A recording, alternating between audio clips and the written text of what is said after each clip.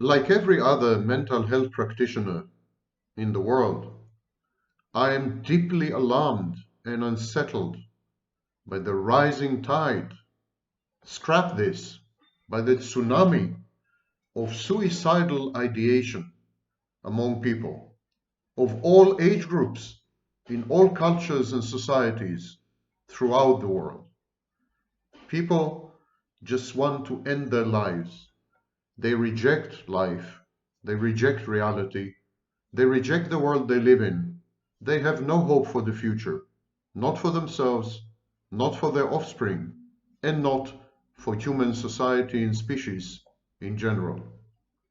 Today, I want to tell you why I think you should choose life, even if it's unbearable, intolerable, difficult. You should choose life. There are a few exceptions, of course.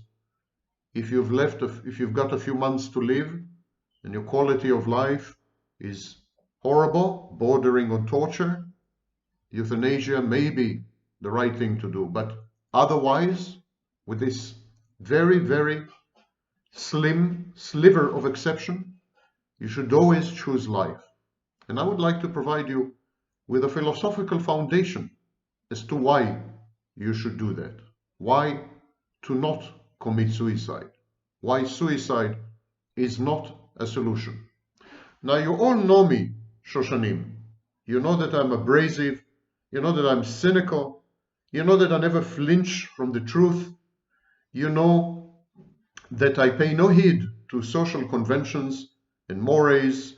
You know that I don't sugarcoat anything. At least I have these credentials with you. This, you can trust my adherence to the truth as I see it. And yet, I'm telling you, suicide is not a solution. Life is. And I'm going to try to substantiate this very out of character, Pollyannish, optimistic message. My name is Sam Vaknin. I'm the author of Malignant Self-Love, Narcissism Revisited. I have a PhD in philosophy, which helps me with this presentation. And I'm also a professor of psychology and a professor of finance in several universities around the world. Let's delve right in. Suicidal ideation is a fancy clinical term for someone who is contemplating suicide, doing research as to methods of offing himself or herself, thinking constantly about not being, absenting himself or herself from the world. Suicidal ideation is a precursor in many cases to actual attempted suicide, and that is why it's so alarming. Its incidence and prevalence now are very, very frightening. Following the pandemic, on the heels of the pandemic, but not only because of the pandemic, we've seen this trend among the young especially. Depression and anxiety rates have skyrocketed, and suicidal ideation. Suicide rates in general are down in the general population, but among the young, they're up. And so this video is addressed mostly to young people.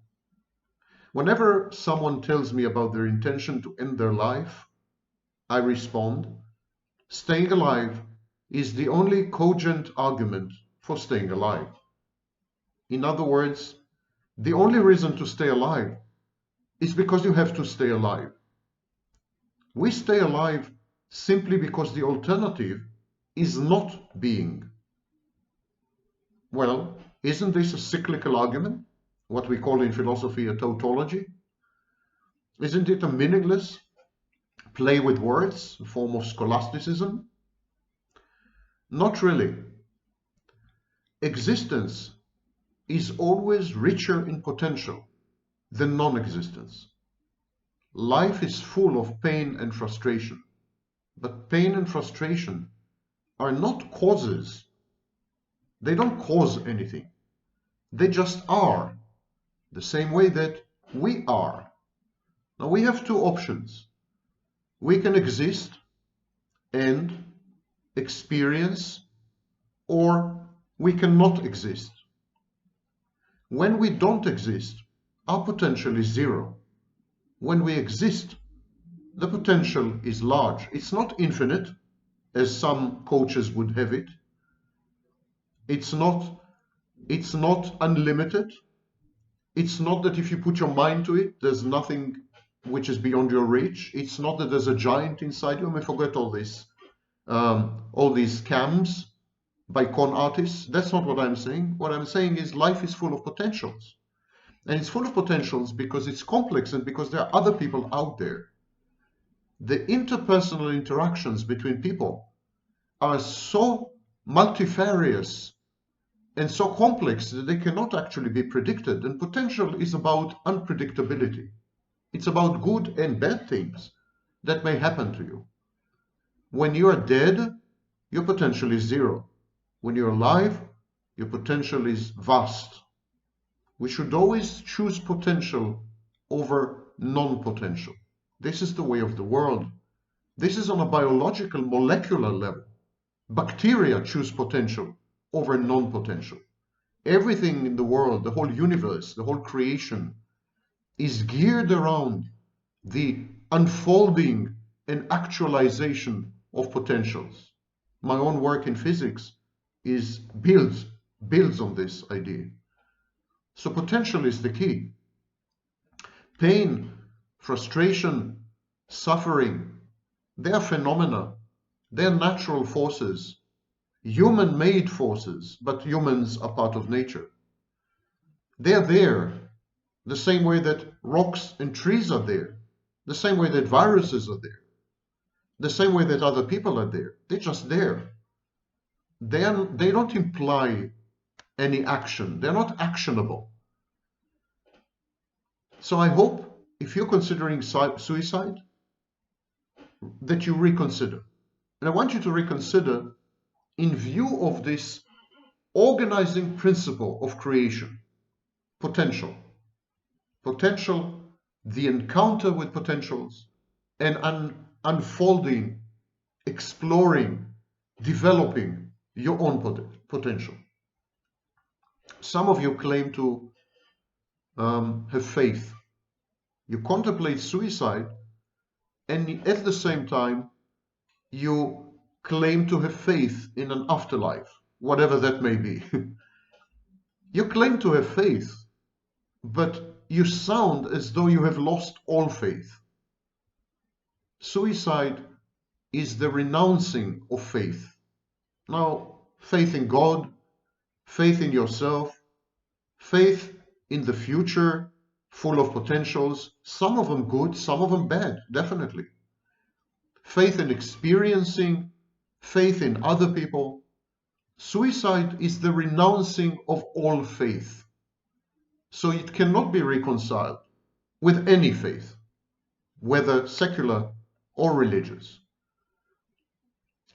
You are part of creation, not creation in the design sense. I'm not implying that there's a creator, but you are part of what there is. And nothing just is. Everything is about becoming, and you are an integral part of that becoming. You see, people confuse purpose and meaning. However devoid of goals your life may be, your life is meaningful. Even if your life has no purpose, your life always has meaning, and it always has meaning because you are an integral part of the becoming, the process of becoming of the whole universe. The universe would not be the same without you. The universe would not have been the same without you. The universe will not be the same after you are gone. Your presence in the universe renders the universe what it is.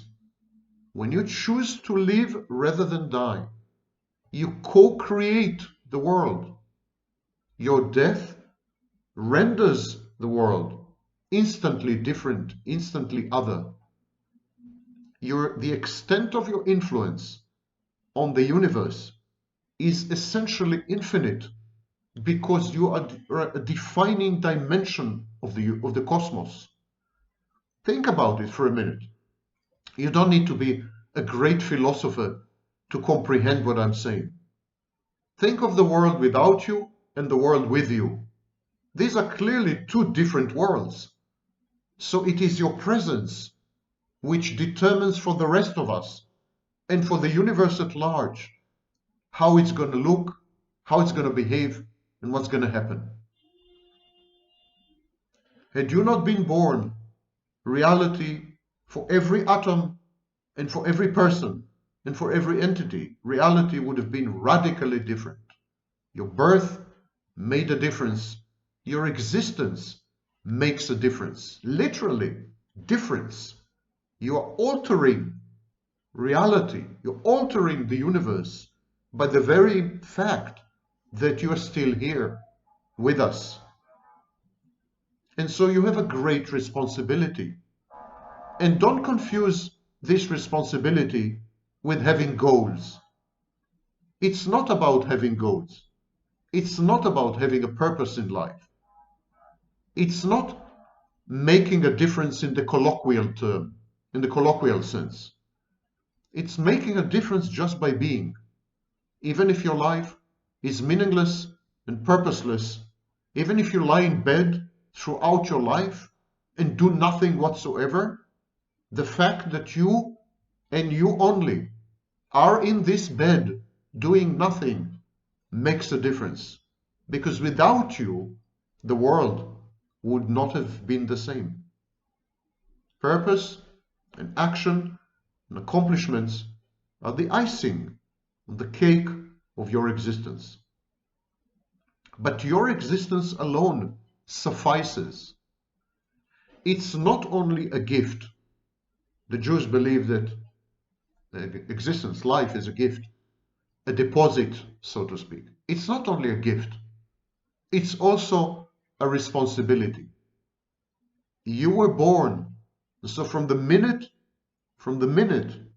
you inhaled the first atoms of air into your expanding lungs, from that very second or split second, you owe it to the rest of us to maintain the world as it is with your presence in it.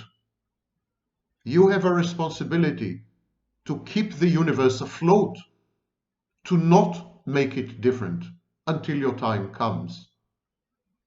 Your existence alone suffices to steer everyone and everything in another direction and towards an alternative destiny. You are truly the co-author of the universe. What could be more significant than this? Why are you looking for anything more? Being yourself, being authentic, being here is all that matters. When the famous French philosopher Voltaire was on his deathbed, he was asked by a priest to renounce the devil. And he famously responded, "It is not the time to make new enemies." Whatever you may think about Voltaire, or the devil, or the priest, this answer encapsulates authenticity. Voltaire remained true to himself to his last breath, because Voltaire understood that just being alive is all it takes to make a difference, and that being true to yourself, being loyal to your quiddity and essence, is the core of existence. Voltaire, explored his potentials actively, but even had he not done so, just by pursuing his life, by not giving up on it, by not committing suicide, Voltaire had fulfilled his role in maintaining this world, this universe, this creation as it is and as it should have been, because of Voltaire's presence. Your presence has a meaning because your presence determines reality, defines it, changes it, directs it. And no, you don't have to do anything to earn this power. It is given to you the minute you are born. Self-actualization is the sole engine of meaning in life. But self-actualization doesn't mean the pursuit of goals, setting purposes, and kind of accumulating accomplishments. Self-actualization means, first and foremost, to live, to maintain life, to not give up on it. Because you see, every day, every minute, you're faced with a choice. Should I go on living or should I kill myself? And every day, most of us take this brave decision to go on with life, to renounce death and its surrogates, suicide, and so on. So the act of survival is active. It requires choice. It requires a mind and a consciousness. We have the luxury that most animal species are denied, to be able to terminate our lives. So we are forced to make this choice day in and day out. And this creates a lot of anxiety in us. The compulsive need to confront life, to participate in it, to suffer, and from time to time, however rarely, to experience joy and cheer and elation and satisfaction. This compulsive need is onerous. It's a burden. It's our cross to bear. And we all do this courageously, because to live takes courage. Regrettably, in modern society, we are presented with falsities, with lies, with manipulations, with life substitutes, ersatz life, fake life. For example, I keep telling you in this video that the potentials in life render your life meaningful. Not the accomplishments, not the goals, not the work, the hard work, not the purposes, not the direction, not your career, not other people. Just existing in order to experience what life has to offer, what I call potentials. So why do I rail against consumerism and sex positivity, for example? Aren't these ostensibly intended to help us to realize our potentials? Consumerism, isn't it about realizing our potentials? Sex positivity, isn't it about exploring other possibilities and dimensions? So why do I rail against these? Because they are examples of the fake environment that modern civilization had created. This fake environment imitates life badly, but it's not life, not in the truest, authentic sense. People are forced to become less and less authentic. That's why they want to off themselves. That's why they want to kill themselves, because they feel that they don't exist anymore. It's very easy to commit suicide when you have been long dead. It's much more difficult to dispense with life when you experience it truly and directly and maximally. When you give yourself to the flow and the flux, to the potentials and the surprises, to the suffering and pain and to the joy and cheer. When you are directly involved, when you consummate your relationship with life, when you engage with life, it's much more difficult to let go of it because it has so much to offer, and because you realize then that your very existence is the difference that you're making, and that the world would never be the same without you, and would have never been the same without you. That your presence and existence here changes the entire universe, but you cannot understand this if you react exclusively with simulations of life, with simulacra, with a spectacle. So I rail against consumerism and sex positivity because they both actually limit our promise. They constrict our lives. These are ideologies. These ideologies are death cults. They are death cults. They are not life enhancing uh, ideologies, but they're death cults. They objectify people and they humanize objects. I'm going to repeat this. Consumerism and sex positivity objectify people and humanize inanimate objects. And this is a great definition of death. Our modern civilization has chosen death over life. And so it comes to us naturally, death. We say, well, why not choose death over life? Since all the messages we are getting everywhere through advertising, government, mass media, even social media, mainstream or not, this distinction is nonsensical. All the messages we are getting are, you are nothing but objects. You are nothing but entities to be manipulated and dispensed with. You are disposable. You are interchangeable. And when you keep getting this message time and again, flooded with this signaling from everywhere, it's easy to give up on life.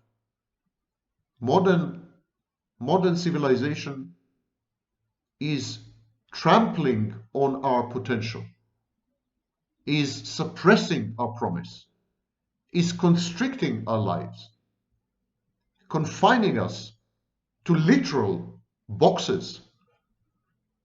Consumerism and sex positivity are only two examples, but they are great examples because they actually suppress our free will. They present fake choices between rigidly dictated alternatives, and they penalize nonconformity. And so when I say choose life, it's not like saying choose modernity with all its consumer goods. That's not what I'm saying. When I'm saying choose life over death, choose existence over suicide, what actually I'm saying is choose yourselves. Choose yourselves. Realize that you are a part of creation, and a very crucial one. Because should you subtract yourself, should you absent yourself, should you kill yourself, should you commit suicide, the world will never be the same without you.